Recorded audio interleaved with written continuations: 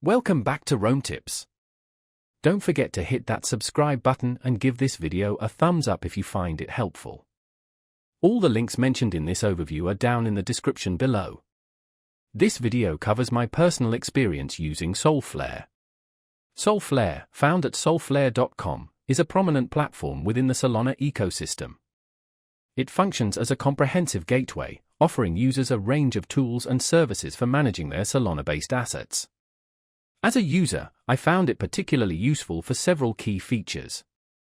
From what I can see, Solflare serves as a robust wallet, enabling secure storage and management of SOL tokens and other SPL tokens built on the Solana blockchain.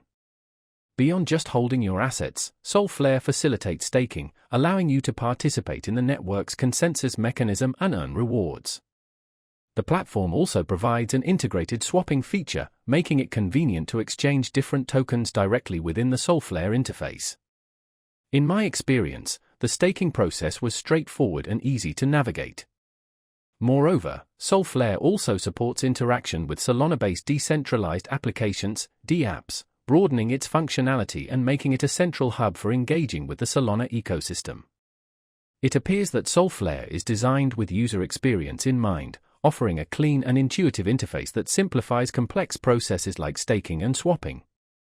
One thing I appreciated was the clear presentation of information, making it easy to understand key metrics and manage your assets effectively. Whether you're a seasoned Solana user or just getting started, Solflare provides a valuable suite of tools for navigating the Solana blockchain. I found it to be a reliable and user-friendly platform, and I encourage you to explore its features further. Remember, all the links are down below.